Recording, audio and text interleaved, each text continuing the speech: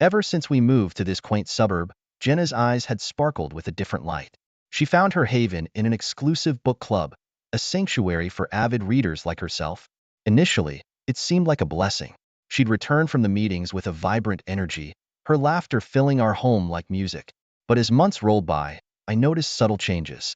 She'd whisper on the phone, smile secretively at text messages, and our conversations, they just dwindled.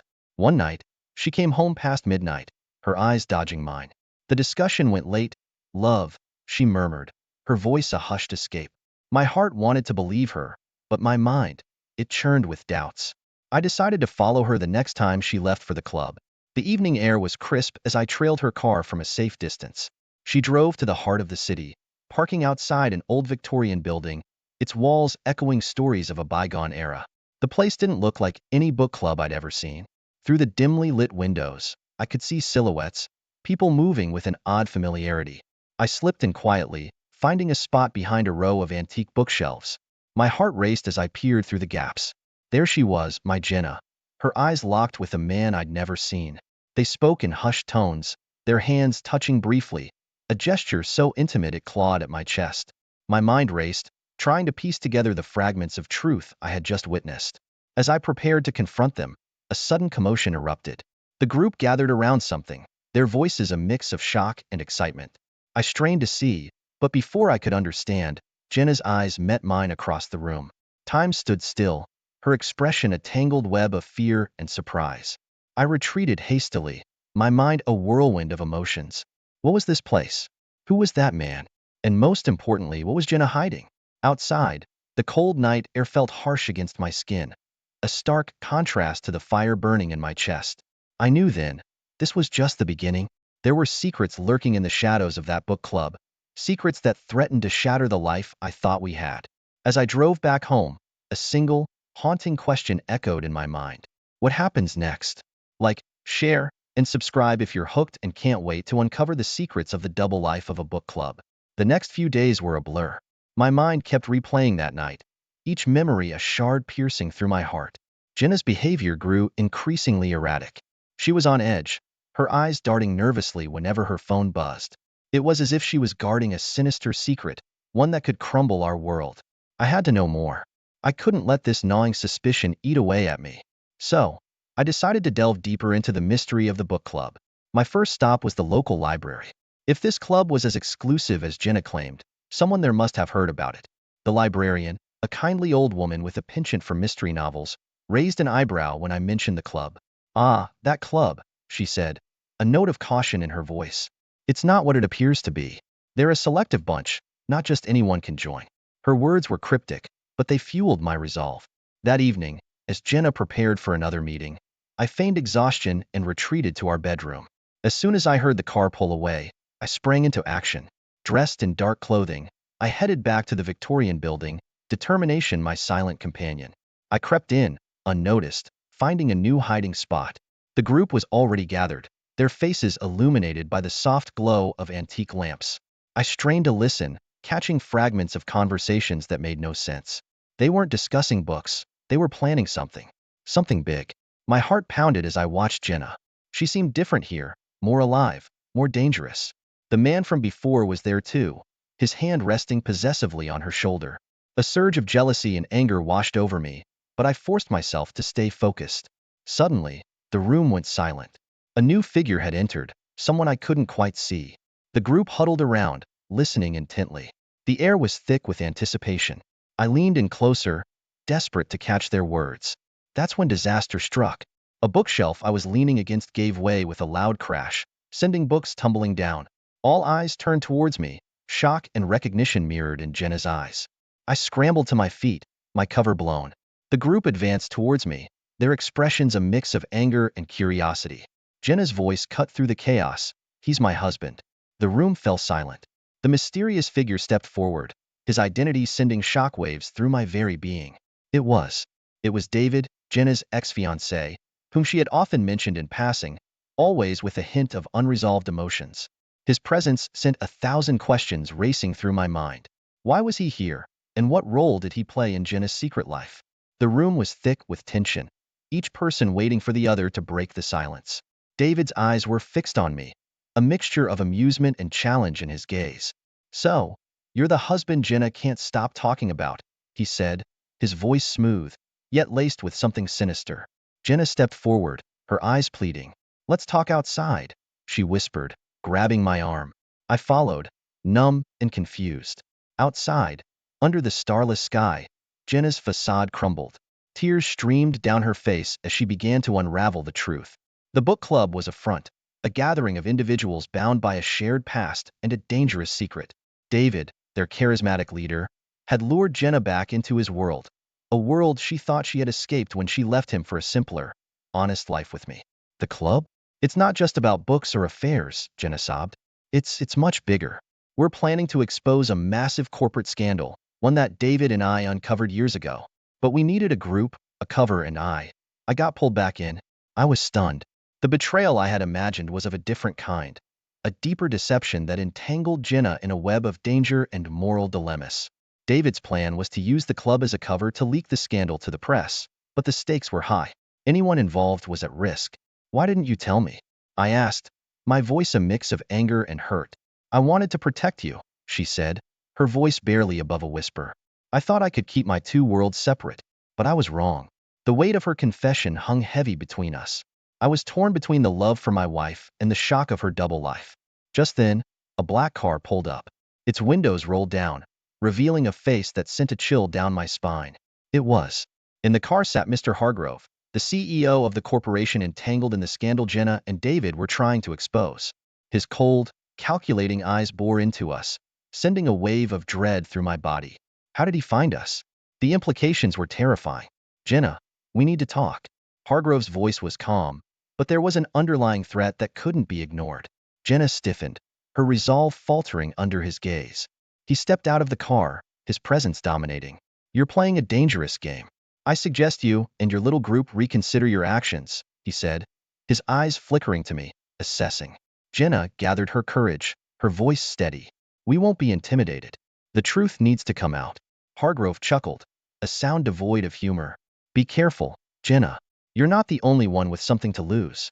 With a final piercing look, he got back into his car and drove away. The encounter left us shaken. Jenna clung to me, her body trembling. "What have I gotten us into?" she whispered. We drove home in silence, the night's events weighing heavily on us. Once home, Jenna revealed everything. The club, under David's leadership, had been working to compile irrefutable evidence of Hargrove's corrupt practices. Jenna's role had been to help decode complex financial documents, thanks to her background in finance. "But why involve your ex?" I asked, the jealousy and confusion evident in my voice. Jenna sighed. "David was the one who discovered the scandal initially. We had to work together, despite our past. It was never about rekindling anything with him. I wanted to believe her, but the sting of betrayal, real or perceived, was hard to shake off." The next day, as I grappled with the revelations, I received an anonymous email. It contained a single file, marked urgent. Hesitantly, I opened it and found myself staring at a detailed report of Hargrove's illicit activities, along with a note. "Expose him, or more than your marriage is at stake." The gravity of the situation was now undeniable. We were in too deep, caught in a dangerous game where the stakes were life and death. As I pondered our next move, a sudden knock at the door jolted me. I opened it to find. Standing at the door was a stern-faced man I didn't recognize, his eyes scanning the room behind me with an unsettling intensity. "I need to speak with Jenna," he said, his voice firm, leaving no room for questions. As Jenna approached, her face paled upon seeing him. "Detective Miller," she greeted, her voice a shaky whisper. The detective's presence was ominous, hinting at trouble far beyond our fears. Detective Miller wasted no time. "We've been monitoring Hargrove and his associates, including your book club," he began, his eyes fixed on Jenna. "You're dangerously close to a situation that's much larger than a corporate scandal." Jenna and I exchanged worried glances. The detective's revelation meant our actions were no longer hidden in the shadows. They were under the scrutiny of law enforcement. Miller continued, "We can offer protection, but in exchange, we need everything you have on Hargrove. And we need your cooperation to bring him down." The offer was a lifeline amidst the chaos. Jenna nodded, the burden of her secret life finally lifting. She agreed to work with the detective, promising to deliver the evidence the next day. After Miller left, Jenna and I had a long, heart-to-heart conversation. It was time to lay all cards on the table, to rebuild the trust that had been strained by secrets and lies. We vowed to face the coming storm together. The next morning, as we prepared to hand over the evidence to Detective Miller, an encrypted message popped up on Jenna's phone. It was from David, urgent and foreboding. Meet me immediately. It's about Hargrove. Don't bring the evidence. Jenna's eyes met mine, a storm of uncertainties swirling in them. We knew meeting David could be a trap, but what if he had critical information? With heavy hearts, we decided to split up. Jenna would meet David while I would deliver the evidence to Detective Miller. It was a risk, but one we felt compelled to take. As I drove towards the police station, my mind raced with possibilities. Meanwhile, Jenna headed to an old warehouse, the designated meeting spot. When I handed the evidence to Miller, his grim expression did little to ease my anxiety. We'll handle it from here, he said. Go home and wait for Jenna. But Jenna didn't come home. Hours passed, and her phone went straight to voicemail. A sinking feeling took hold of me. Something was terribly wrong. Rushing to the warehouse, my worst fears materialized. The place was deserted, a single piece of paper lying in the center of the room. I picked it up, my hands trembling. It was a note from David. You should have trusted me, not the police. Jenna's gone, and it's your fault. Panic coursed through me as I stared at the note. Jenna was missing, and I was clueless about her whereabouts. David's betrayal stung deep, but there was no time to dwell on it. I had to find Jenna. Racing back home, I called Detective Miller, but it went to voicemail. Desperation mounting, I started piecing together every clue, every conversation that might lead me to Jenna. Then it struck me, the book club. Perhaps someone there knew where David might have taken her. I headed back to the Victorian building, the place where this tangled web began. The members were gathered, their faces etched with concern and confusion. Upon seeing me, they fell silent. I need to find Jenna, I said, my voice steady despite the turmoil inside. David has taken her, and I believe he's planning something drastic. The group exchanged glances, the tension palpable. Then, one of them, a woman named Lisa, stepped forward. I think I know where they might be, she said hesitantly. David mentioned a safe house once, a place he used when things got complicated. Grasping onto this sliver of hope, I followed Lisa to a secluded cabin hidden deep in the woods. The place looked abandoned, but a faint light flickered through the windows. We approached cautiously, the silence of the woods eerie and foreboding. As we reached the door, muffled voices seeped through. I recognized Jenna's voice, her tone frantic. Bursting through the door, I was met with a scene that chilled me to the bone. Jenna was bound to a chair, her eyes wide with fear. David stood over her, a crazed look in his eyes. In his hand was a flash drive, likely containing copies of the evidence against Hargrove. Stop this, David, I yelled, my heart pounding. David turned, a twisted smile on his face. You don't understand, do you? This was never just about exposing Hargrove. It's bigger than that, and Jenna, she's the key. Before he could continue, the sound of sirens pierced the air. The police, led by Detective Miller, swarmed the cabin. In the chaos, David made a break for it, clutching the flash drive. I lunged at him, and in the scuffle, the flash drive flew from his grasp and slid under a nearby cabinet. The police apprehended David, and I rushed to Jenna, untying her. Her relief at being safe was palpable, but our victory was short-lived. As the police searched the cabin, a disturbing discovery was made.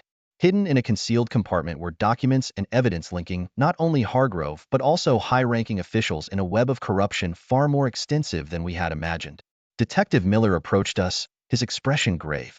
You two have unearthed a conspiracy that goes to the very top. You're not safe. We need to get you into protective custody immediately. As we were escorted out, I glanced back at the cabin. The flash drive still lay hidden, its secrets untapped. But for now, Jenna and I had a more pressing concern: staying alive. As Detective Miller ushered us into the back of an unmarked police car, the reality of our situation sank in. We were now key witnesses in a case that reached the highest echelons of power. Fear and uncertainty clouded my thoughts, but Jenna's hand in mine was a comforting anchor. We were taken to a secure location, a nondescript house in a quiet neighborhood. Miller briefed us on the situation. You two have kicked a hornet's nest. We need to keep you under the radar until the trial. It's not just about Hargrove anymore. There are others, powerful people who will do anything to keep this quiet. The days turned into weeks as we lived in our protective bubble. We had each other, but the isolation was stifling. We were cut off from the world, with only occasional visits from Detective Miller bringing updates and supplies. One evening, as we sat discussing our future, Miller arrived with news. We've been through the evidence you provided. It's solid, but without the flash drive, our case isn't airtight. We need that final piece to bring the whole house of cards down. The flash drive. It was still hidden in the cabin. A plan began to form in my mind. I knew it was risky, but it was a risk we had to take. With Miller's reluctant agreement, we devised a covert operation to retrieve the drive. Under the cover of darkness, we returned to the cabin. The place was eerily quiet, a stark contrast to the chaos of our last visit. I slipped inside, my heart racing. Every sound seemed amplified in the silence. I found the cabinet and retrieved the flash drive, a small object holding so much power. Just as I was about to leave, a sudden noise startled me. Footsteps outside. I peeked through the window and saw shadowy figures approaching. We weren't alone. Quickly, I signaled to Jenna and Miller, and we hid in the shadows. The figures entered the cabin, their flashlights sweeping the room. They were searching for something, the flash drive. Realizing the danger, we carefully made our way out, avoiding detection. Once we were a safe distance away, Miller radioed for backup. The drive was the key to exposing the conspiracy, but we knew those implicated wouldn't stop coming after us. As we made our way back to the safe house, a new sense of determination settled over us. We were no longer just survivors. We were fighters, ready to bring the truth to light. Back at the safe house, with the flash drive securely in our possession, a sense of urgency enveloped us. Detective Miller wasted no time. He arranged for a team of experts to analyze the drive, uncovering a trove of incriminating evidence that implicated not just Hargrove but a network of corruption linking politics, finance, and the corporate world. As the trial date approached, the tension was palpable. Jenna and I were key witnesses, the linchpin in a case that could topple giants. We prepared for the courtroom, going over our testimonies, aware that every word carried immense weight. The day of the trial arrived, a day that felt more like a lives. The courthouse was a fortress, swarming with media and security. As we made our way inside, flashes of cameras and shouted questions assaulted us, but we remained focused, our resolve unwavering. The trial was a whirlwind. Prosecutors presented the evidence with precision, painting a damning picture of Hargrove and his associates. When it was our turn to testify, Jenna and I took the stand, recounting our ordeal and the evidence we had uncovered. Our words echoed in the packed courtroom, every syllable a strike against the corrupt network we had exposed. As the trial progressed, the defense tried to discredit us, painting us as unreliable, involved for personal gain. But the evidence was irrefutable. The flash drive, in particular, was a silent testament to the truth, its contents a beacon of justice. After days of intense proceedings, the jury retired to deliberate. The wait was agonizing, each passing hour a test of our patience and courage. Finally, the moment of truth arrived. The jury returned, their verdict clear in their somber expressions. Guilty. The word rang through the courtroom, a sweet sound of victory and relief. Hargrove and his county conspirators were found guilty on all counts. Justice had prevailed, but the journey was far from over. As we stepped out of the courthouse, free but forever changed, we knew our lives would never be the same. We had fought against giants and emerged victorious, but at a cost. Our normal life was a distant memory, replaced by a new reality shaped by our ordeal. Detective Miller approached us, a smile of genuine respect on his face. You did good. Thanks to you, we've struck a significant blow against corruption. But be careful. People like Hargrove have long memories. As we walked away, hand in hand, a mix of emotions flooded us, triumph, relief, but also a sense of wariness. We had exposed a deep-seated corruption, but in doing so, we had also made powerful enemies. Our story had reached its conclusion, but our lives were just beginning a new chapter, one where we had to be vigilant, always aware of the shadows cast by 10 years. A decade that once sparkled with the promise of eternal companionship had subtly dimmed into a routine existence for me, a 38-year-old woman, and my husband, aged 42. Our marriage, once a vibrant tapestry of love and mutual respect, had gradually frayed into a mundane partnership devoid of the affection and passion that once defined us. In the early years, our love was the kind spoken of in fairy tales. We would find any excuse to be near each other, our conversation stretching late into the night, filled with dreams and laughter. Physical affection was abundant, a touch, a kiss, a hug. These were the unspoken languages of our love. But as time passed, these moments of closeness became rare, almost like fleeting shadows. I often found myself lying awake in our bed, feeling the cold distance between us. The space felt larger each night, an invisible chasm that grew with every unspoken word and unmet need. I yearned for the simplest forms of affection, a handheld, a quick kiss goodbye, a warm embrace. But these gestures had become as rare as rain in a desert, leaving me parched for emotional connection. Communication, once the cornerstone of our relationship, had withered. I attempted to bridge this gap, initiating conversations about our dwindling intimacy. My words were met with dismissive nods or empty promises of change. I felt unheard, unseen, as if I were a ghost in my own home. This lack of communication extended to our sex life, which had become an infrequent and unfulfilling encounter. On the rare occasions we were intimate, it was perfunctory, devoid of the passion and mutual satisfaction that once ignited our connection. I often lay there afterward, staring at the ceiling, engulfed in a silence that screamed louder than any words. Despite this, our daily life maintained a facade of normalcy. We went about our routines, a well-rehearsed dance of domesticity. To the outside world, we were a perfectly ordinary couple. But inside, our home was a theater where the play of our love no longer held any meaning. The emotional toll was heavy. Resentment began to seep into the cracks of my heart, a slow poison that tainted my view of the man I once loved so deeply. I questioned what had changed. Was it the inevitable evolution of a long-term relationship, or had we simply stopped trying? The answers eluded me, lost in the silence that had become our constant companion. As I navigated through this phase of our marriage, I grappled with feelings of loneliness and frustration. The man who once promised to be my partner in life now seemed more like a distant roommate, sharing space but not life. The void between us grew, filled with unspoken words and unmet needs, a testament to a love that once was but now seemed a distant memory. In this state of emotional limbo, I found myself at a crossroads, yearning for the affection and connection that had once defined our union. Yet, I remained hopeful, clinging to the remnants of a love that seemed to be slipping away with each passing day. The office, a place of mundane routines and endless paperwork, unexpectedly became the stage for a seismic shift in my life. It started innocuously with my coworker, a 44-year-old man whose desk was just a casual stroll from mine. He was charming in a nonchalant way, his humor a refreshing break from the monochrome of daily tasks. Our initial interactions were trivial, exchanges about weekend plans or comments on the weather. However, his presence began to linger in my mind, a welcome distraction from the emotional desert I inhabited at home. His words, always laced with a hint of flotation, started to ignite something within me that I thought had long since extinguished. His compliments were like a balm to my bruised self-esteem. When he remarked how my new haircut suited me or noticed the color of my blouse, I felt seen in a way I hadn't in years. There was a growing warmth in his gaze that made my heart race, a sensation I hadn't felt in what seemed like an eternity. The flotation escalated subtly. Shared lunches turned into coffee breaks just for two. Our conversations ventured beyond the safe territories of work and weather, delving into personal territories. I learned about his hobbies, his aspirations, the contours of his life outside the office walls. And in turn, I found myself sharing pieces of my own life, the joys and the sorrows.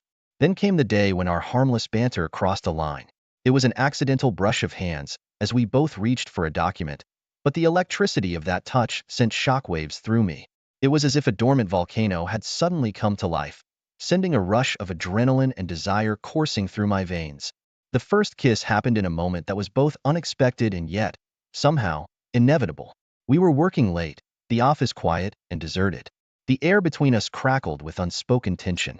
When his lips met mine, it was a confluence of desperation and desire. It was a kiss that spoke of unfulfilled needs and a hunger for connection. That night, we crossed the final boundary. It was in a secluded part of the city, away from the prying eyes of those who knew us. The lovemaking was intense and passionate, a stark contrast to the mechanical interactions with my husband. In his arms, I felt desired, alive, a stark reminder of what I had been missing. Yet, as I lay there in the aftermath, a tangle of satisfaction and guilt, I knew I would soon be returning home to my husband. The thought brought a crushing weight of reality down upon me. I had stepped into a realm of betrayal, driven by a longing for something that had been absent in my life for far too long. Driving home, the night's events replayed in my mind. Each touch, each whisper, each moment of surrender was etched into my memory, a vivid contrast to the coldness that awaited me. I knew that what I had done was a betrayal, yet it was also a desperate cry for something more, something that made me feel whole, even if just for a fleeting moment. As I entered the silent house, seeing my husband's familiar form, a pang of guilt pierced through me. The contrast between the passion of the night and the emptiness of my marriage was stark and jarring. I was now living a double life, caught between duty and desire, fulfillment and fidelity. In the weeks that followed that fateful night, my life became a complex tapestry of concealed emotions and clandestine meetings. The affair with my coworker, once a momentary lapse, had evolved into a series of stolen moments, each one adding weight to the secret I carried. The dual life I led was exhilarating yet exhausting. At work, I would steal glances at my coworker, our eyes communicating a shared secret that added an undercurrent of excitement to mundane office hours. Our brief touches, a hand on the small of my back, a whispered compliment, became lifelines in a sea of monotony. Yet, with each encounter, the burden of guilt grew heavier. I was acutely aware of the betrayal, the violation of the vows I had once taken with such conviction. The contrast between the man at home, who had become more a fixture than a partner, and the one who ignited a fire within me, was stark. The affair was a balm to my long-neglected needs. In the arms of my coworker, I rediscovered parts of myself that I thought had been lost to the ravages of a loveless marriage. He made me feel desirable, something I hadn't felt in years. His desire for me was evident. His touches spoke of longing and admiration, making me feel like a woman worth wanting. Yet, this newfound fulfillment came with its own set of challenges. The secrecy of our meetings, the constant vigilance to avoid detection, the lies that slipped easily from my lips, it was a world built on a foundation of deceit. I was living a lie, and with each passing day, the strain of this duplicity chipped away at my sense of self. The physical aspect of our affair was intoxicating, a heady mix of passion and forbidden desire. Each encounter left me with a mix of euphoria and sorrow. The joy of being wanted was tainted by the knowledge that it was a temporary escape from a reality that I could not ignore. My home life became a series of mechanical interactions. Conversations with my husband were brief and superficial, our interactions void of the warmth that once defined us. The physical distance between us in our bed felt like a chasm, a silent testament to the emotional gulf that had formed. I was trapped in a cycle of longing and regret. The moments with my coworker were a respite from the emotional drought of my marriage, yet they were also a constant reminder of the deceit I was perpetuating. I was torn between the comfort of familiarity and the thrill of the new, between my commitment to my husband and my own desires. Each night, as I lay in bed next to my husband, the reality of my actions would settle around me like a heady cloak. The guilt was a constant companion, whispering reminders of the duplicity that had become my life. I was caught in a web of my own making, each thread a lie, each space a secret. This secret burden was a constant struggle, a battle between the desire for emotional fulfillment and the guilt of betrayal. It was a path that led me further away from the woman I once was, a journey into a realm of moral ambiguity where the lines between right and wrong were blurred. The day I resolved to confront my husband marked a turning point in our strained relationship. My heart was heavy with the weight of the confession I was about to make, a mix of fear and a desperate need for absolution. I had written 2 letters, one detailed and one more concise, allowing him the choice of how much he wanted to know. I found him tinkering with his motorcycle, lost in his own world. Gathering my courage, I approached him. "We need to talk. It's important." His response was dismissive, a simple acknowledgement before returning to his task. The sting of being brushed aside was all too familiar, yet I waited, hoping for a moment of his attention. As time passed, my anxiety grew. The critical nature of our conversation loomed over me like a dark cloud. When I finally approached him again, he was lounging, absorbed in the television. His casual dismissal of my request to talk, a question of candid weight, left me feeling invisible and unimportant. Frustration and hurt boiled over, and I walked away. The realization that I had been continuously brushed off throughout our marriage crystallized in my mind. I decided to pack my bags, a symbolic gesture of the end of my patience and the culmination of years of neglect. When my husband found me packing, his confusion was evident. "What are you doing?" he asked, unaware of the storm brewing within me. It was then that years of pent-up frustration and resentment erupted. I confronted him with raw emotion, my voice rising with every word. "I'm done being your roommate, begging for affection, trying to fix things alone." The confrontation escalated quickly, our voices raised in anger and pain. His dismissive attitude, the suggestion to find someone else, was the last straw. It was then, in the heat of the moment, that I revealed my affair. "I have Since January. The shock on his face was palpable, a mix of disbelief and hurt. Our argument continued, a chaotic blend of accusations, confessions, and the outpouring of long-suppressed emotions. I was no longer holding back. Years of feeling neglected and pushed aside had given way to a flood of anger and sadness. In the midst of our heated exchange, my best friend arrived. I left with her, still shaken and emotionally drained. The reality of my actions and their consequences hitting me fully. The car ride to her place was a blur, my mind replaying the confrontation, the culmination of a marriage that had been crumbling for years. At my friend's house, the magnitude of the situation finally sunk in. I collapsed, overwhelmed by the realization that my marriage, which had started with so much love and hope, had deteriorated to this point. The grief for what had been lost was overwhelming, a painful acknowledgement of the part one had played in the disintegration of our relationship. The aftermath of the revelation was like the aftershocks of an earthquake, each moment reverberating with the intensity of the confrontation. The house, once a symbol of our shared life, now felt like a battleground, each room echoing with the words of our heated argument. My decision to leave was both impulsive and a long time coming. The years of feeling neglected, of my cries for affection and connection going unheard, had culminated in this moment of irrevocable change. As I packed my bags, each item I placed inside felt like a step further away from the life I had known. My husband's return was marked by confusion and anger. His question, "What the hell is your problem?" was met with the full force of my pent-up frustration. For years, I had kept my feelings contained, but now they poured out uncontrollably. I yelled, my voice hoarse with emotion, "I'm done being your roommate. I'm done begging you to show affection." His response, a dismissive remark about me being dramatic, only fueled my anger. It was a stark reminder of the emotional disconnect that had plagued our marriage. "All you do is relax. I'm not bugging you anymore," I retorted, my words laced with bitterness. His attempt to downplay the situation, to brush off my feelings with a sarcastic "God, what is it?" was the last straw. I unleashed everything, years of suppressed emotions, the pain of being ignored, the loneliness of a one-sided effort to salvage our relationship. In a moment of raw honesty, I blurted out the depth of my desperation, how I had begged for his attention, for any sign of affection. His callous reply, suggesting that I find someone else, was met with the stark truth of my affair. The revelation shook him, and for the first time, it seemed as though he truly grasped the severity of our situation. The screaming match continued, the air thick with accusations and revelations. I was beyond holding back. This was years of frustration and resentment boiling over. Even as my best friend arrived, the argument raged on, a verbal manifestation of the emotional turmoil that had been brewing for years. Finally, I left, bags in hand, my friend by my side. The ride to her place was a blur of emotions. I was still reeling from the argument, the words we had exchanged, and the reality of what those words meant.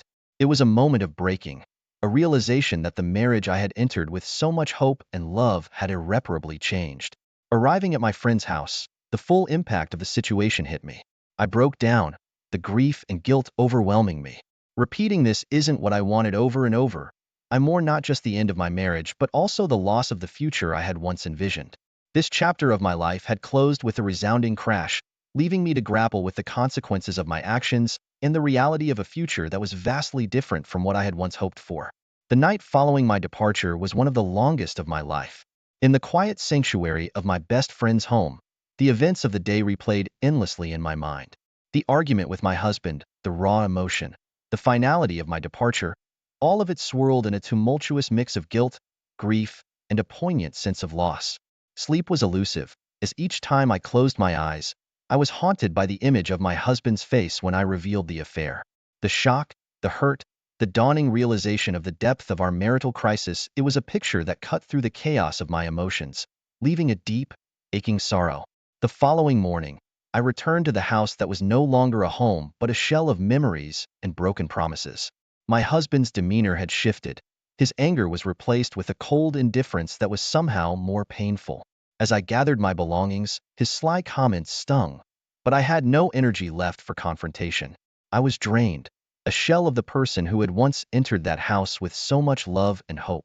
My response to his insinuations about staying with another man was terse, a simple whatever, bye. It was a stark departure from the passionate outbursts of the previous day. The emotional exhaustion had settled in, leaving a numbness that was both a relief and a deep sadness. As I moved my belongings, each item I packed felt like a piece of my life that I was putting away. The realization that this was truly the end of my marriage, the end of a chapter of my life, was overwhelming. The hopes and dreams I had once harbored for us had dissipated, leaving behind a stark reality that I was now forced to confront. In the midst of this emotional turmoil, I grappled with the guilt of my infidelity and the acknowledgement of my role in the deterioration of our relationship. It wasn't just the affair, it was the years of neglect, the unmet needs, the silent cries for attention. All of it had contributed to the unraveling of our marriage. The drive to my friend's house was a journey of introspection. The streets and buildings passed in a blur, but my mind was sharply focused on the myriad of emotions coursing through me. There was guilt, for the pain I had caused, grief, for the loss of what had once been a loving relationship, and a profound sense of failure, for not being able to salvage what we had built together. At my friend's house, I was met with a comforting embrace, a silent acknowledgement of the pain I was going through. In her presence, I allowed myself to feel the full extent of my emotions. The tears came, unbidden and uncontrollable, each one a testament to the love, the loss, and the profound sense of regret that enveloped me. In the solitude of that room, away from the remnants of my failed marriage, I faced a harsh truth. The path that had led me here was paved with both my actions and my inactions. The affair, while a symptom of my unhappiness, was also a choice I had made, a choice that had irrevocably altered the course of my life. This descent into desolation was more than just the end of a marriage. It was a painful journey of self-discovery, a realization of the complexities of love, betrayal, and they say life's a party. But what they don't tell you is sometimes the music stops, the lights come on, and you're left staring at a mess. That was me, standing amidst the wreckage of what I thought was a happy marriage. Our 10th anniversary bash was the epitome of perfection, a lavish affair where laughter flowed as freely as the champagne. My wife, Julia, was the belle of the ball, her smile as bright as the diamonds I'd gifted her. I was on top of the world, a self-made man who just clinched a deal that was the cherry on top of my already thriving business. Life was good, or so I thought. But soon after, things started to change. Julia, once the anchor of my hectic life, became distant. Her presence at home dwindled. Work meetings and girls' nights filled her calendar. I tried to brush it off as a phase. After all, we were both busy adults, right? Then came the day that turned my doubts into cold, hard reality. I stumbled upon her phone, buzzing with a new message. Curiosity, they say, killed the cat.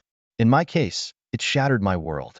The texts I saw were not just friendly, they were intimate, laced with a familiarity that twisted my gut into knots. They were from some guy named Mark, a name I'd never heard before. Confronting Julia was like igniting a powder keg. She denied everything, her words sharp and accusing. I was being paranoid, she claimed, suffocating her with my insecurities. But the trust between us had cracked, and I couldn't just let it go. So, I did what any desperate, cornered husband would do. I hired a private investigator. It felt like a betrayal, a sordid step into a world I never thought I'd enter. Yet, I needed the truth, no matter how ugly it might turn out to be. As days turned into weeks, the pie fed me bits and pieces of Julia's secret life. Each report, each photograph was a hammer blow to the life I'd built. It wasn't just texts anymore. There were dinners, late-night rendezvous, and that look in her eyes that I thought was reserved only for me. The irony wasn't lost on me. Here I was, a man who prided himself on making smart, calculated decisions, completely blindsided in the most personal aspect of his life. I thought I knew her. I thought we were happy. But as the evidence piled up, I had to face the harsh truth. The woman I loved, the woman I'd built a life with, was a stranger. The day I got those photos from the pie was the day my world stopped spinning. There they were, glossy, undeniable proof of Julia's affair. Seeing her with another man was like a punch to the gut. I sat there, in my office, the pictures spread out on my desk like some grotesque collage, each one a betrayal. But nothing, absolutely nothing, could have prepared me for what came next. I was at work, right in the middle of a meeting when I got served divorce papers, in front of my entire team. The look of pity in their eyes was almost as painful as the contents of those papers. Julia was going for the jugular, not just half of our assets, but full custody of our kids, too. It felt like I was in some twisted nightmare. I moved out of our family home, our sanctuary of over a decade, and into a cramped apartment that echoed with the silence of my new reality. The walls were bare, the rooms filled with the ghosts of my former life. Adjusting was an understatement. I was sleepwalking through a life I didn't recognize. Then came the divorce proceedings. You see, in our society, divorce isn't just between two people. It's a spectacle, and ours was no exception. Accusations flew, dirty laundry was aired, and whatever shred of privacy or dignity I had left was trampled under the public's watchful eye. I'd become that guy, the one people whispered about in the corridors. The worst part? The affair went public. Julia's once pristine social image was now tainted. The same society that once adored her, now shunned her. The irony of it was cold comfort to me. I had wanted justice, sure, but watching her fall from grace wasn't as satisfying as I'd imagined. It was just sad, a grim reminder of how far we'd fallen. The days blurred into one another, each bringing its own set of challenges. I was fighting a battle on all fronts, personal, professional, legal. But in this whirlwind of chaos, there was a strange sense of clarity. It was as if the storm had stripped away all the pretenses, leaving me with nothing but the raw truth of my situation. And somewhere in that truth, I began to find the strength to rebuild, piece by painstaking piece. You'd think that after a scandal like mine, the worst thing would be the heartbreak or the loneliness. But no, it was watching the empire I built from scratch crumble before my eyes. Clients I'd worked with for years, clients I called friends, vanished. Each email saying, "We're moving in a different direction," was a nail in the coffin of my once thriving business. The divorce wasn't just taking my marriage, it was taking my life's work. Just when I thought I'd hit rock bottom, Mike, an old college buddy, called me up. "I've got a proposition for you," he said. He'd been following my saga, and instead of turning away, he was reaching out. Mike had this crazy idea for a tech startup, something about revolutionizing the way small businesses handle online marketing. It was risky, completely out of my comfort zone, but what did I have to lose? So, I dove in. I poured every ounce of energy into this new venture. The long nights, the endless research, the constant pitching to skeptical investors. It was exhausting but exhilarating. There's something about building something from nothing that reignites a fire in you. A fire I thought Julia had extinguished. Slowly but surely, we started to gain traction. Our small team was like a family, each of us driven by our own reasons, united by the common goal of proving ourselves. We landed our first major client, then another, and then another. It was more than just a business succeeding. It was my comeback story. Meanwhile, karma was having its way with Julia. Her lover, the man she wrecked our family for, walked out on her, cited the scandal and her manipulative ways as his reasons. Part of me felt vindicated, sure, but another part, a part one didn't want to acknowledge, felt sorry for her. She was reaping what she'd sown. But the sight of someone you once loved hitting rock bottom is never pleasant. The success of the new venture was about more than just financial gain. It was a testament to resilience, a middle finger to every doubter, every whisper behind my back, every pitiful look I'd received in the past months. I wasn't just rebuilding my business, I was rebuilding myself. Sometimes, life gives you a second chance, but not in the way you expect. The day I won that court case over our shared vacation home, it wasn't just about the property. It was a symbol, a sign that maybe, just maybe, the tides were turning in my favor. It was a minor victory, but it felt like a watershed moment in the never-ending storm of my divorce. Around the same time, Julia's life seemed to be unraveling at the seams. Her financial woes were the talk of the town, quite the fall from grace for someone who once prided herself on her social status. Her so-called friends started distancing themselves, as if her misfortune was contagious. I won't lie, part of me felt a grim satisfaction seeing her get a taste of her own medicine. But life had more in store for me. My new business, which started as a desperate shot in the dark, landed a deal that was nothing short of a miracle. We secured a contract with one of the biggest names in the industry, catapulting us back into the limelight. From the ashes of my old life, I was rising, stronger and more determined than ever. Then, out of the blue, Julia reached out. She wanted to talk, to sort things out.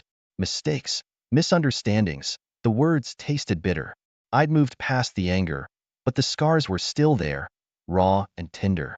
I met her, yes, but the man she faced that day was no longer the one she left. I listened, more out of curiosity than anything else. Her pleas, once capable of swaying me, now fell on deaf ears. My focus was my children, my business, not the remnants of a love turned sour. It was a surreal experience, watching the woman who once held my heart now grasping at straws, trying to claw her way back into a life she'd willingly thrown away. But the bridges were burned, and I was not about to rebuild them for her to cross again. The fallout from her choices wasn't just legal or financial, it was social suicide. The same people who once flocked around her were now nowhere to be seen. She was left to face the consequences alone, ostracized from the world she once ruled. This chapter of my life wasn't just about winning or losing. It was about learning, growing, and accepting that some things, once broken, can never be put back together. It was a hard lesson, learned through tears and turmoil, but it was mine, and it had shaped me into who I was becoming. Hey everyone, I hope you're enjoying the video so far. If you do, please take a moment to hit that like button. It really helps me out and lets me know you appreciate the content. Also, if you haven't already, consider subscribing to the channel. Subscribing is a great way to stay updated with all the latest videos and to be part of our growing community. It's quick, it's free, and it ensures you won't miss out on any upcoming content. So go ahead, smash that like button and hit subscribe. Your support means a lot and keeps this channel going. Thanks for watching. There's something about hitting rock bottom. It strips away all the pretenses, all the noise, and leaves you with what's truly important. For me, that was my kids. The day they told me they wanted to stay with me, not just for a weekend or a holiday, but for good, that was the day I knew I'd done something right amidst all the chaos. Their choice spoke volumes, more than any court ruling ever could. It was a bittersweet victory, though. They were seeking refuge from the storm their mother had created, and as much as I welcomed them with open arms, it pained me to see them caught in the crossfire of our broken marriage. Business-wise, things were looking up. We launched a product that was the first of its kind in the market, a real game changer. The buzz it created was unreal. We were not just back in business, we were making headlines. It felt like a vindication of all the late nights, the doubts, the risks. This success was more than financial. It was a testament to what you can achieve when you refuse to give up, no matter how many times life knocks you down. Meanwhile, Julia's world seemed to be crumbling faster than ever. The legal fees from our never-ending divorce battle were piling up, and her lavish lifestyle was no longer sustainable. I heard through the grapevine that she had started selling off her jewelry, designer clothes, remnants of a life she could no longer afford. It was a stark contrast to the life she'd chosen over our family. During this time, I met someone. Sarah was her name. Meeting her was like a breath of fresh air. She was everything Julia wasn't: kind, genuine, grounded. She didn't care about my money or my past. She saw me, the real me, not the tabloid version or the successful entrepreneur. We started dating, taking it slow. The kids liked her, which was all I could ask for. She brought a sense of normalcy, a sense of peace that had been missing from my life for far too long. Julia, on the other hand, was forced to downsize. The luxurious house we once called a home was no longer hers. Last I heard, she'd moved into a modest apartment, a far cry from the opulence she was accustomed to. Part of me felt sorry for her. We'd shared a life, after all. But another part, the part that had been betrayed and dragged through the mud, couldn't help but think it was a fitting outcome for the choices she'd made. Life's funny, you know? Just when you think you've got it all figured out, it throws you a curveball. But sometimes, those curveballs can lead to a home run. That's what happened when Sarah entered our lives. The kids took to her like fish to water. There was laughter in the house again. Real laughter. We'd sit around the dinner table, sharing stories, making plans. It felt like a family, a real family. Sarah had this way of making things feel normal, even when the world outside was anything but. But while we were finding our peace, Julia's world was falling apart. Social media can be brutal, and she was getting the brunt of it. The backlash was fierce. I'd see the comments, the judgments passed by strangers. It was a public shaming of the worst kind. I won't lie. Part of me thought she deserved it, but another part, maybe the fatherly part, felt bad. I knew the impact it was having on her mental health. It's one thing to face consequences, but another to be torn apart by the faceless masses. In the midst of all this, my business was thriving. We were making waves, and people were taking notice. I was awarded for my entrepreneurial spirit, for making a comeback against all odds. Standing there, accepting that award, I looked out and realized how far I'd come. From the depths of despair to a moment of triumph, it was a journey I'd never forget. It was more than an award.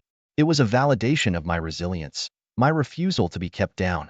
The fallout from the scandal was reaching far and wide, and it hit Julia hard when her own parents turned their backs on her. They were traditional, the kind who viewed family and reputation above all else. They couldn't stomach what she'd done, the scandal she'd caused. It was a harsh blow, losing her family over choices she'd made. I felt for the kids. They were caught in the middle of this familial rift, through no fault of their own. As for us, we were moving up, quite literally. I bought a new house, a place where we could start fresh. It was spacious, with a big backyard for the kids, a place where they could grow, where we could make new memories. It was a symbol of our new beginning, a testament to the life we were building together. The day we moved in, I stood at the doorway, watching the kids run around, exploring every nook and cranny, Sarah organizing the kitchen, her laughter mingling with theirs. It felt right. It felt like home. Life's like a road, full of twists and turns. My road was veering towards a sunny horizon while Julia seemed to be stuck in a never-ending storm. I heard through the grapevine that she tried to start her own business, a boutique or something. But it tanked hard. No support, no connections. She'd burned too many bridges. I couldn't help but think it was a grim reminder of how alone she'd made herself.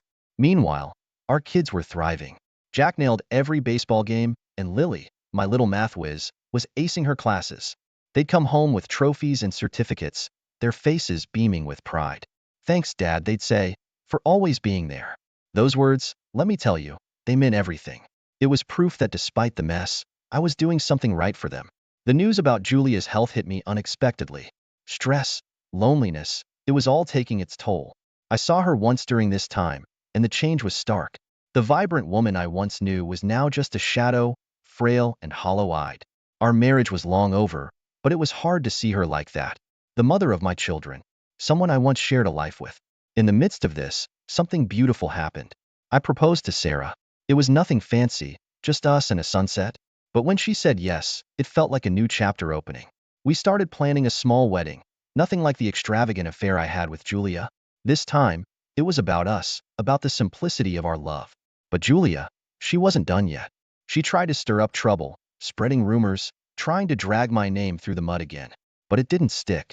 People had seen through her, and my reputation was stronger than ever, built on hard work and resilience. Her attempts fell flat, and I couldn't help but feel a sense of finality, like that chapter of my life was truly closing. Life's a journey of ups and downs, and I'd seen my fair share of both. But that day, the day Sarah and I got married, was definitely one of the UPS. It was a modest affair, just close friends and family, but it was perfect. The local media caught wind of it and gave us a little shout out. Positive stuff? Eh? Local businessman finds love again. Kind of story. It felt good, not gonna lie. The kids were beaming, Sarah was radiant, and me? I was probably the happiest guy on the planet. Meanwhile, Julia was on a different path. I heard from mutual friends that she was doing some soul searching, finally coming to grips with the havoc she'd wreaked. I guess solitude does that to you, makes you reflect on your life, your choices. I can't say I didn't feel a twinge of something, not quite sympathy, but something close. We'd shared a life, after all. But that chapter was closed, and I had turned the page. Sarah and I went on our honeymoon, a cozy little getaway. We celebrated not just our marriage, but everything we'd overcome to be together. There were moments during those quiet evenings, watching the sunset, when I'd think about the roller coaster my life had been. From the depths of despair to finding love and happiness again. It was surreal. Sarah, with her unwavering support and love, had been my rock through it all. Back in town, Julia was reaching out to old friends, trying to mend fences. But it wasn't going well. Too many bridges had been burned. Too many words had been said. It's tough, watching someone who was once a vital part of your world become an outcast. But we reap what we sow, and Julia was learning that the hard way. On the business front, things were booming. We were expanding internationally, breaking into markets I'd only dreamed of a few years back. It was a testament to the hard work and dedication of my team, and to the resilience we'd all shown. We were making waves, and it felt incredible to be leading the charge. It was one of those parent events, and Jack and Lily had to talk about their heroes. To my utter surprise, they both spoke about me, my struggles, my comeback, how I'd always been there for them. Their words, simple yet sincere, struck a chord in me. Amidst all the chaos, I'd managed to be a good dad, and that was worth more than any business success. Julia's descent continued. She was neck-deep in debt, struggling to keep a roof over her head. I heard she tried to start a business, write a book, anything to claw her way back. But nothing took off. The book, particularly, was a desperate move. A tell-all about our life, our marriage. But no publisher wanted to touch it.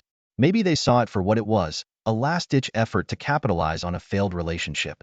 On my end, things were looking up. I decided to give back, to help others who'd hit rock bottom like I once had. I started a charity foundation focused on rebuilding lives, whether it was through financial aid, counseling, or simply giving a listening ear. It was my way of paying forward the second chance I'd been given. The highlight of this chapter of my life came unexpectedly. A major magazine got wind of my story, the downfall, the comeback, the new family, the charity work. They did a feature on me, calling it an inspiring tale of resilience and redemption.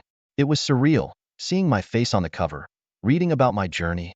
I wasn't just a businessman anymore. I was a symbol of hope. As for Julia, she ended up alone.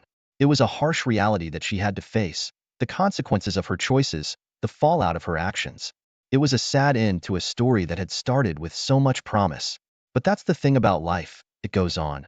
Just here to get straight to the point, my wife and I have been married since we were 25. We are 38 now. We met in college, got married, and everything has been great. We both graduated, got good jobs, and started our lives together. Me and my wife both made good money, so money was never an issue for us. My wife worked for her dad's small business, while I worked for a very large company. After a few years, my boss left the company out of nowhere, and they needed someone to take over. The only person who knew how to run the department was me, so I got a major pay jump, a better bonus, and better benefits. So, at 28, I was making probably 3 times more than my wife. That same year, my wife gave birth to our first daughter. Then, 2 years later, our second. My wife, due to working for her father, was able to be more diverse in working. Well, around 5 years ago, my father-in-law passed away unexpectedly. That left my mother-in-law and wife in a hard position. Sell the company or run it themselves.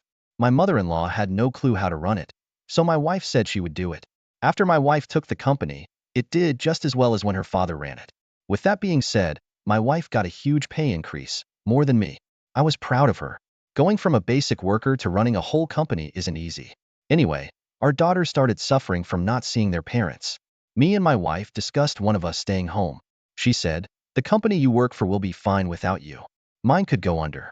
I agreed. So I quit my job and became a stay-at-home dad and husband. I do everything. I make sure the girls are all taken care of. I cook, clean, fix things, make sure errands are run, you name it. I pamper my wife when she gets home from work. This went well for a while until about a year ago. My wife was always very appreciative of what I did and loved it. She has become very mean lately, saying things like, "Do you do anything? Or how about you work for real?" I work my butt off every day, making sure you don't have to lift a finger when you get home at all. Also, I had a real job, but I quit to raise and take care of the girls, our home, and you. Not to mention my wife is very sexual, always has been. She quit initiating sex, and when I asked she is never in the mood, that was very odd. Eventually, I quit trying. I just thought, with all the pandemic crap and everything else, she was just very stressed, and it was getting to her. I started trying harder to make her happy. Nothing ever worked. Last weekend, my oldest had a softball game. So, I get everything ready and we go. During the game, I wanted to take a video of my mom and dad, since they live in another state and don't get to see my daughters that often. I forgot my phone, so I asked my wife if I could see hers. She hadn't been attached to it all day, so it would be good for her to get off it. Anyway, she hands it to me and says she is going to get a drink and a snack. She gets up. I video my daughter when a message comes up on some app. I check, and I can't even fathom what I see. My wife and this guy from her work, who is 8 years younger, are sexting and sending videos and pics, talking about how great the sex was, and then me. He is saying how I am some wimp who can't get a real job taking care of his woman, and my wife agrees with him. I couldn't believe what I saw. I was so devastated and angry all at the same time. I heard my wife coming back, so I closed the app and started videoing. On the ride home, and when we get home, my wife tries to talk to me, and I am not in the mood. Eventually, we lay in bed, and for the first time, I guess they hadn't met in a while, trying to have sex. I tell her I am not in a mood. She says, "If you are going to be a bitch about everything, you can sleep on the couch." I got up and went to the couch, and now I've been here since. I don't know how to move forward with this. I really just don't know where to start. My wife was my everything. My girls are my world, and all of that is dying. Update. First off, I do have the text, pics, videos, and everything. Second, I don't any of the company. It is 50 to 50 between her and my mother-in-law. Third, I can't sleep in bed. I have been sleeping in the guest bedroom every night, and that is where I will be staying. To answer, I have decided to divorce her. Anyway, this morning, I called a firm in another town to avoid anyone finding out. Thankfully, they were able to get me in this morning, as someone had canceled. After dropping off my girls, I drove over there. To make a long story short, He is a good lawyer. I showed him what I had. He said that luckily for me, with the evidence I have, she will be pretty much screwed in the divorce. Seeing as I quit my job to raise our girls, she is never home. She is having an affair, prioritizes this man over me and my girls, and she will lose very easily. He basically said we will get child support and alimony. I will keep the house, and she will have to pay for it as long as my girls live there. Also, he stated that we could even try for more money, since I am considered no longer viable in the working world, to help me pay for more education to get a job. Some of you were right. He said to not work until after the divorce is over. He said since you are the husband, if you have a job, you can lose a lot of this. He asked if I wanted full custody. I said that I don't mind my wife seeing her girls on the affair in the marital home. I can basically do what I want. He also stated that bringing over a strange man to the house put the girls in danger and makes her guilty. So, I will be going for full custody, where she can get weekends once maybe twice a month. No man will be allowed around my girls, and if there are she could face problems with me if I find out. I just don't want that piece of garbage around my girls. He eventually said to keep quiet until the draft are ready, and then he will issue someone to serve her and have it issued that she is required to leave the home. He said he should have it done sometime next week. Update. To preface, I have talked to my lawyer about these posts. I didn't go into too much detail. They did tell me though as long as I keep them brief and not super specific that I can post, but I just have to be careful about what I put on to not lead to too many details. That is that. We will start with the test. I was able to get an STD on myself and a paternity test on my girls. I came out that I thankfully have no disease and I am clear. Since I have been pretty much sexless from her for the last year, I wasn't all that surprised. Now for the one that I am sure most of you are wondering. The test on my two girls. Am I the dad? I will always be their dad regardless of the results. However, I am here to say that yes, I am their father. I have never been so happy to know that I am their dad. Never thought I would have to question it, but here we are. As for what has happened with my stacks, well, she is out of the house and I have been granted full temporary custody. In the future, I will go into more specific details. However, for now, she is out of the house. My lawyer set everything up for me to get my girls and make sure that we legally handled her being removed from the home. It wasn't pretty, but details for another time. She was served at work, and from what I know it wasn't pretty. Like I said though, details for another time? My girls know what is going on. My oldest knows we are separating, and one of her friend's parents split for the same reason. She has seen what happened with her friend and doesn't want us to split. She has been crying for me to let mommy come home. I will be getting them in with a child therapist to explain and help them understand from the direction of my lawyer. My youngest just wants mommy to come home and misses her. It kills me and makes me feel like a terrible father, and they probably hate me now.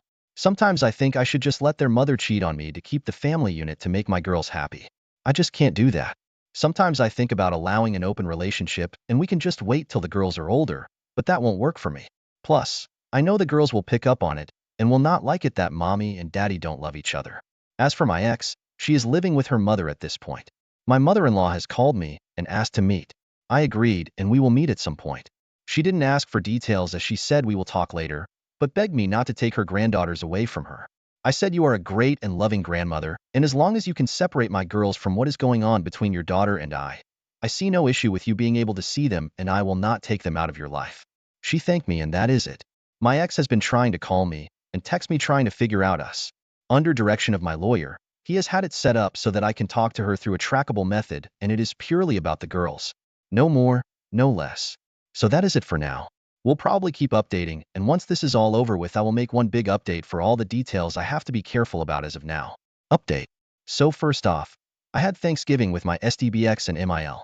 I did this purely for the girls and made sure with my lawyer this was only about the girls and not about reconciliation. That was taken care of. First I met with my MIL pre-Thanksgiving.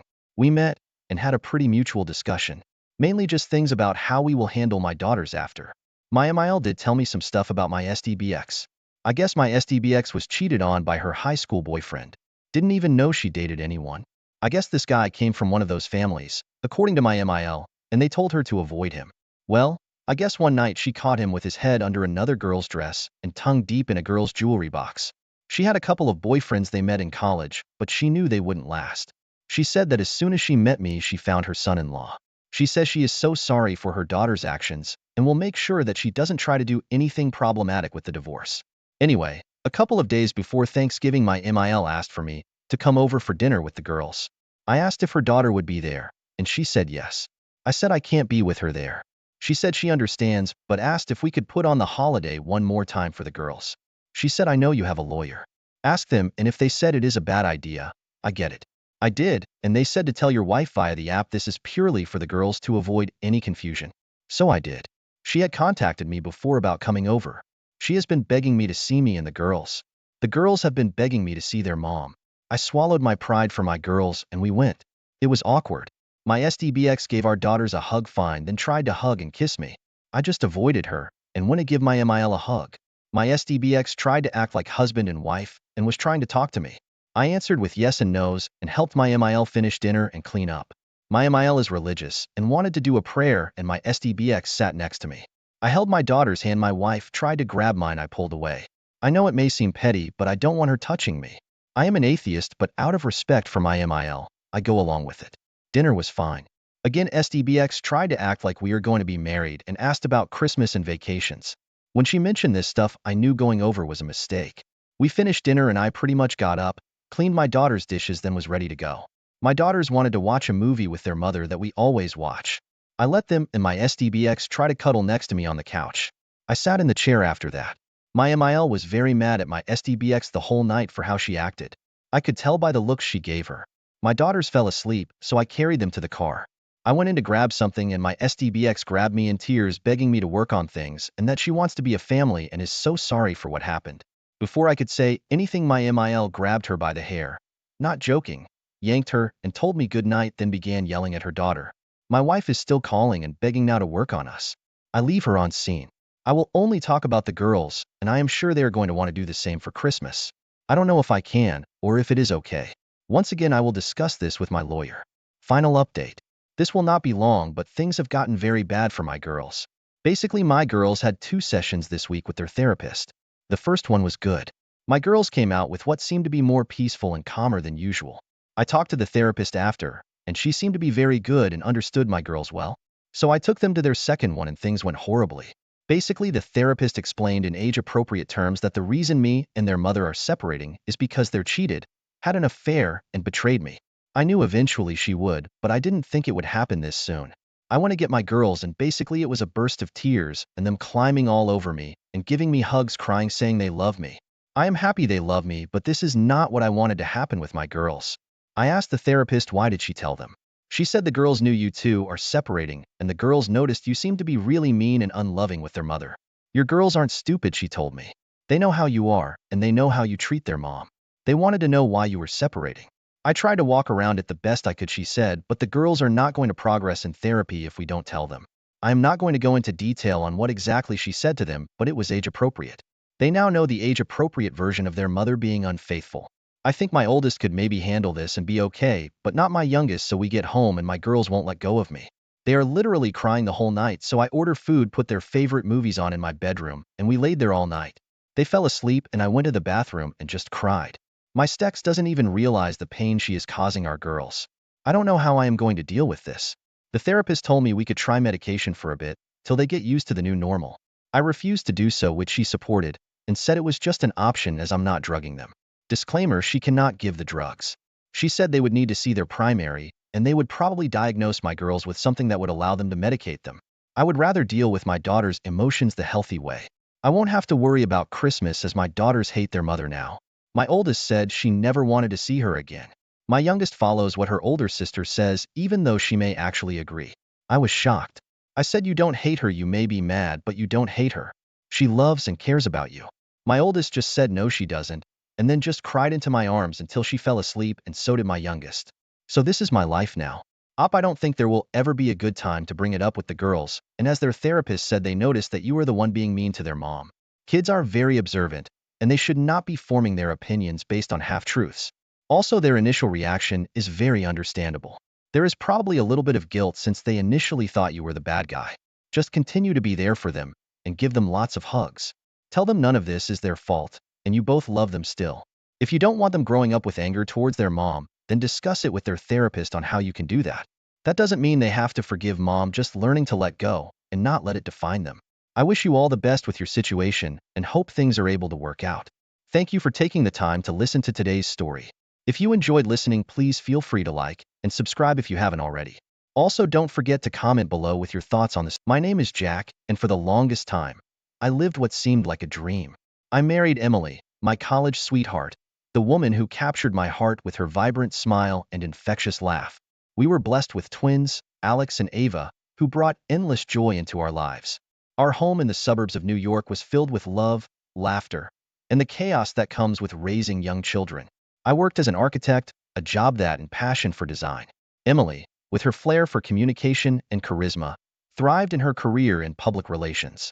Her job was demanding, often requiring late nights and weekend work, but she always seemed to balance it with family life. Her success made me proud, and I never begrudged her the time spent away from home. After all, we were a team, supporting each other's ambitions and dreams. Our life seemed almost too good to be true. We had wonderful friends, our weekends often filled with backyard barbecues or birthday parties for the twins. Emily and I shared a social circle that included her colleagues and our neighbors, a community that felt like an extended family. But as perfect as our life appeared, I couldn't shake off a nagging feeling that something was amiss. Emily's phone was constantly buzzing with texts and emails. She assured me it was just work, but there was an intensity to her correspondence that seemed excessive, even for her demanding job. I tried to dismiss my concerns, attributing them to the natural ebb and flow of marriage and the stresses of our busy lives. It wasn't just her phone habits that had changed.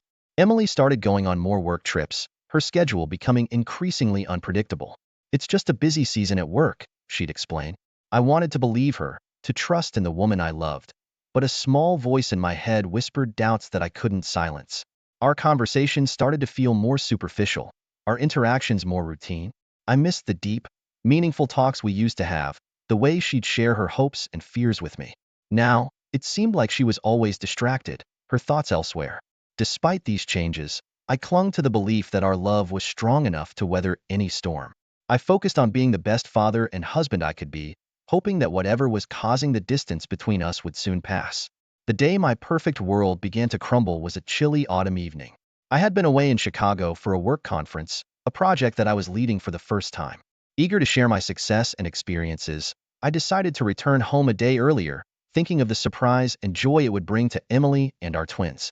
As I drove home from the airport, with Alex and Ava chatting excitedly in the back seat about showing their mom the souvenirs they had picked out, my heart swelled with love and anticipation. The image of Emily's delighted face upon our unexpected return played over and over in my mind. Approaching our house, I noticed that all the lights were off except for our bedroom. She must be working late again, I thought to myself. As we got out of the car, I told the twins to be quiet so we could surprise their mom. The three of us tiptoed to the front door, our whispers and giggles a contrast to the but as I looked up to our bedroom window, hoping to catch a glimpse of Emily possibly working at her desk, the scene that met my eyes was like a dagger through my heart. There, in our sanctuary, the place where we had shared so many intimate moments, was my wife with another man. Her boss, a man I had shared drinks with, discussed projects with, was in my bed, with my wife. The world around me seemed to freeze. The laughter and excitement of the twins suddenly felt distant, as if coming from another world. My hands trembled, my breath caught in my throat. How could this be happening? Was this a nightmare? I quickly ushered Alex and Ava inside, away from the window, my mind a whirlwind of confusion, anger, and pain. "Daddy, what's wrong?" Ava asked, her innocent eyes searching mine for answers I couldn't give. I managed a strained smile, assuring them everything was fine, even as my world was falling apart.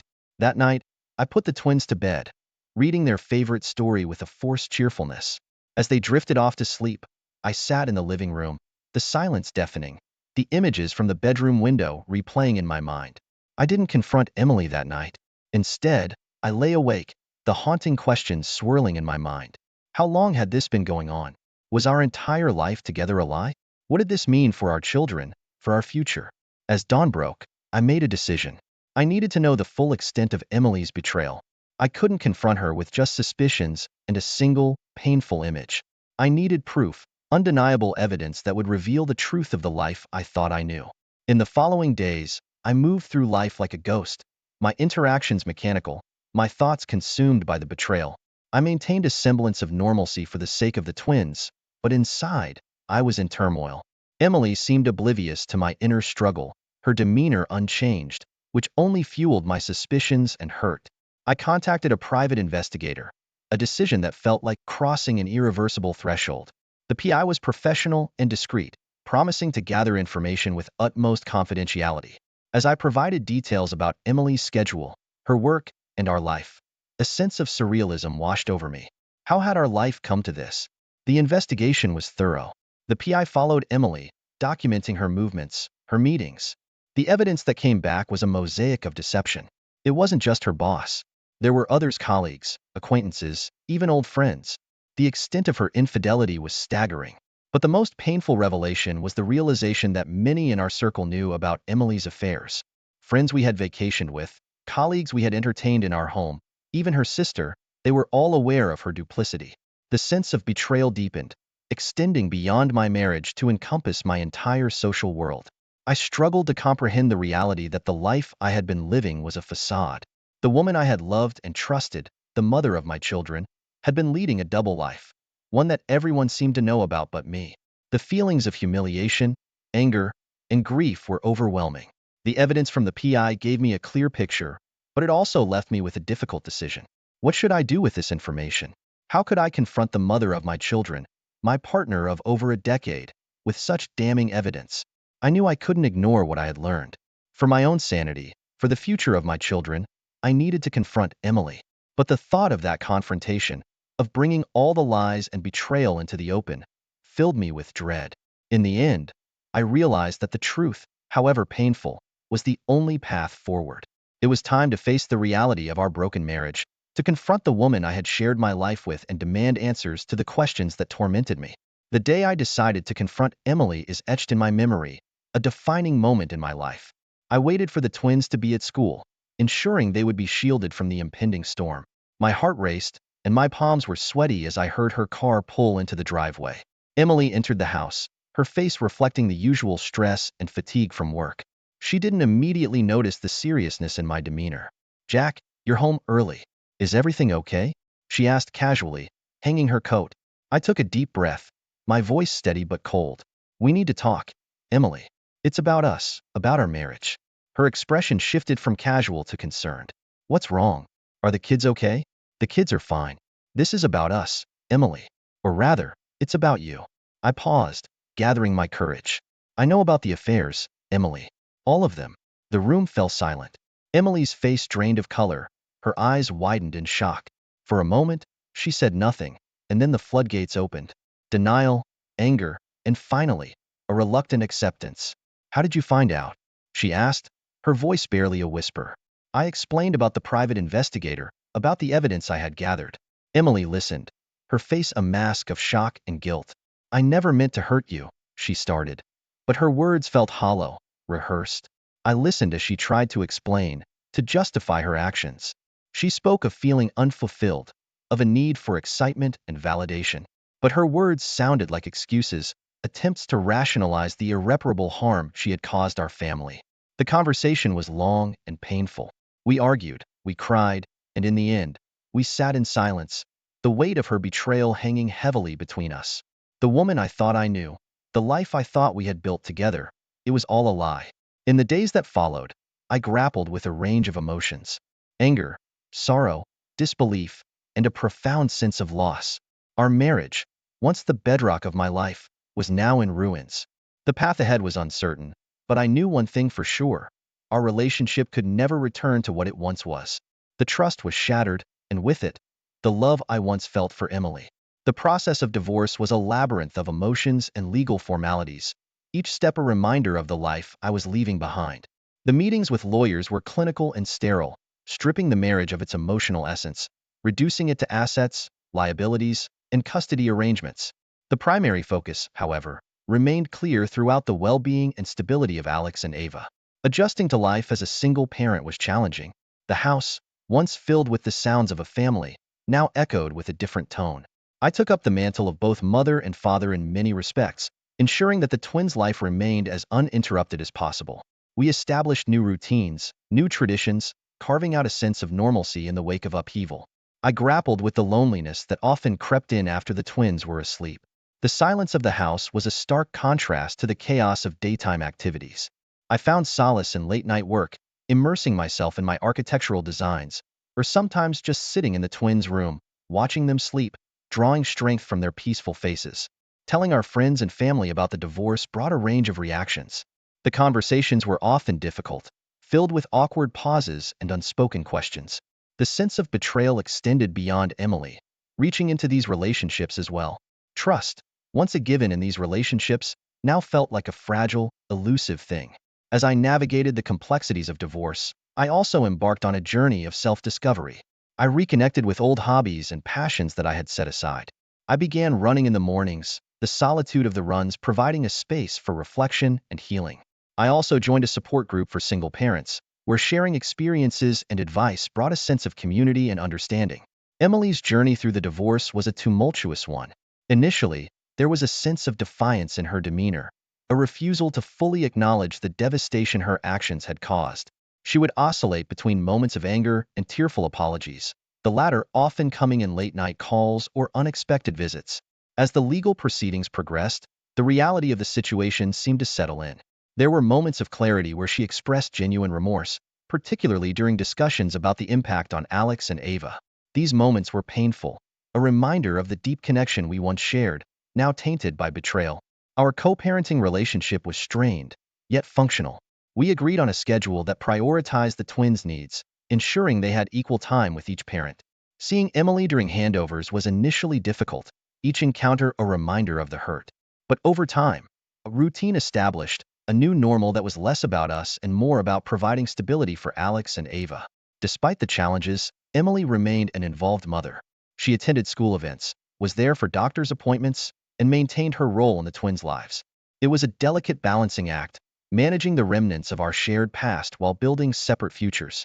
Throughout this period, I saw changes in Emily. The facade of the perfect life she had maintained for so long seemed to crumble, revealing a more vulnerable, introspective person. It was a side of her I hadn't seen in years, perhaps a side that got lost in the pursuit of whatever it was she was seeking in those affairs. As the final papers of the divorce were signed, a chapter of my life closed, but another began. The pain of the past still lingered, but it was gradually being replaced by a cautious optimism about the future. I focused on rebuilding not just my life, but my sense of self. The experience, as harrowing as it was, taught me about resilience, about the capacity to rise from adversity.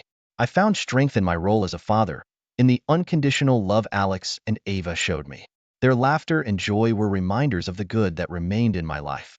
I also rediscovered my passion for architecture. My work became not just a job, but a creative outlet, a means of expressing and rebuilding myself.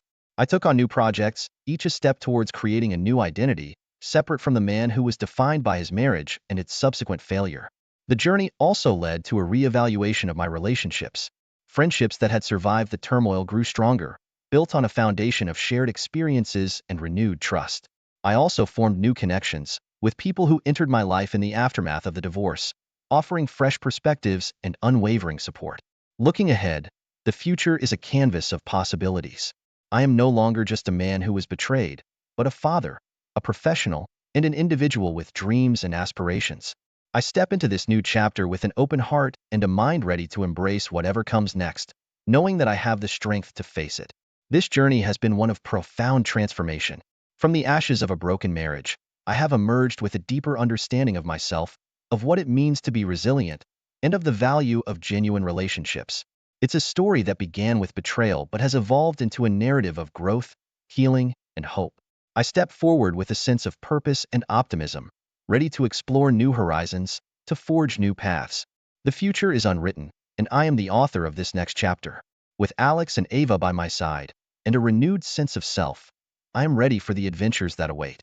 As this chapter of our story closes, I want to invite you, my viewers, to be a part of the ongoing narrative.